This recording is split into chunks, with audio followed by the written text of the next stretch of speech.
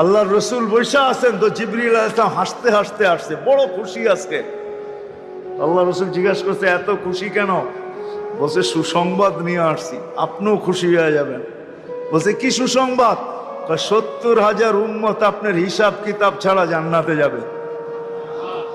তো শুনতে দেরি, চেহারা মলিন হইতে দেরি হয় নাই। তো জিবরিল আলাইহিস সালাম বললেন এটা কি? আপনি তো খুশি হওয়ার কথা, চেহারা মলিন হইল কেন? মাত্র 70,000, আমার সাহাবী তো 1.25 লক্ষ, কিয়ামত পর্যন্ত উম্মতের কি হবে? এই জন্য চেহারা মলিন। আপনি কি নিতে রাজি না? নিতে রাজি না এই কথা বলতেছি না, কিন্তু ভাবতে হবে এটা বলতে পারি, ভাইবা দেখি নিব কি নিব না। তো পাশে ওমর রাদিয়াল্লাহু তাআলা আনহু বসা, বলছে ওমর নিব 70,000, বিনা হিসাব কিতাবে জান্নাতে যাবে।